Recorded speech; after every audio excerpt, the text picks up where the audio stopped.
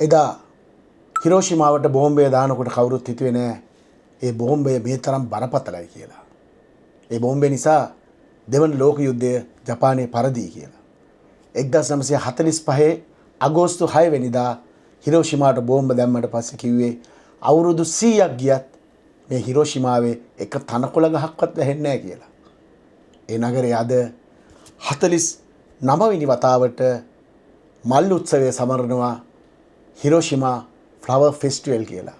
අති විශාල ජනකායක් මේ මල් උත්සවය නරඹන්න එන්නේ තමන්ගේ අතීතය මෙනෙහි කරගනිමින්.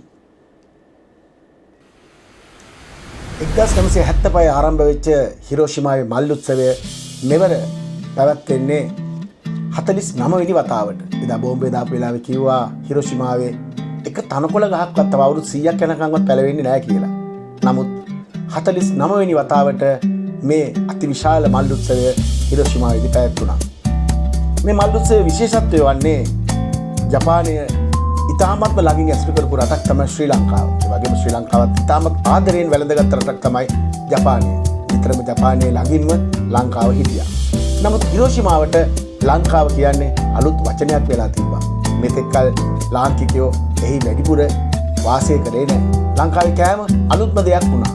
නමුත් මේ මල් උත්සවයේ සූදානම් කරලා වර්ල්ඩ් කොලැබොරේෂන් ආයතනයත් තප්පවේ ආයතනයත් අලමු වතාවට ලංකාවේ කෑම අරගෙන හිරෝෂිමාවට ගියා. දෙශමෙන් සියලුම දෙනා මේ ශ්‍රී ලංකාවේ කෑම තුන පහවල රස ඉතාමත් ආදරයෙන් ගලඳගත්තා.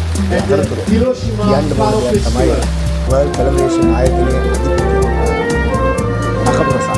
ඒක තමයි මම කපිල බණ්ඩාර. අපි දෙදෙනාත් එක්ක හිරෝෂිමාවට නොබියෝ ශ්‍රී ලංකාව ආරම්භයේ නකපුර මහත්මයා ශ්‍රී ලංකාවට දක්වපු ඒ ආදරය ඒකම අද ජපානයේ සිටින ශ්‍රී ලංකා තානාපතිතුමා මෙතුමා අපගේ වචනේ පිළි අරගෙන ඉතාමත්ම ආදරයෙන් ඕනෑකමකින් ජපානයේ හිරෝෂිමාවේ තාවේ අලුත්ම අත්දැකීම් ලබා ගැනීමට ඒකම තානාපතිතුමා මේ සියලුම හිරෝෂිමාවේ පන්සල් ඒකම හිරෝෂිමාව බේරා ගැනීමට හිරෝෂිමාව නැංවීමට එදා යුද්ධයේදී ජීවිත පූජා කරපු සියලු දෙනාටම ආචාර කරන්න ඒ විශේෂ ස්ථානවලට ගියා. කවුරුත් දන්නවා ඒකම අමතක කරන්නේ නැහැ. හිරෝෂිමාවේ තියෙන ශ්‍රී ලංකාවේ පන්සල. ඒ පන්සලට තානාපතිතුමත් හිරෝෂිමාව මේ වර්ල්ඩ් කොලැබොරේෂන් අධිපති නකමුර මහත්මයාත් මමත් ඉතාමත්ම ආදරෙන් මේ පන්සලට ගිහින් ලාංකිකකම අපේ බෙදා හදාගත්තා. ඒක මතක් කරන්න ඕනේ හිරෝෂිමාවේ ස්ටේෂන් එකේ ඉඳන් ඈත බලපුවාම මුළු හිරෝෂිමාවටම ආරක්ෂාව සලසමින් බෝම්බේ දාලා අවුරුදු 10කින් හදලා තියෙන චෛත්‍ය වහන්සේ.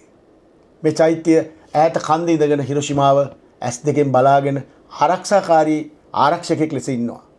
මෙතනටත් තානාපතිතුමාත් එක්ක අපි ගියේ මේ හිරෝෂිමාවට තියෙන දැඩි ආදරය නිසා.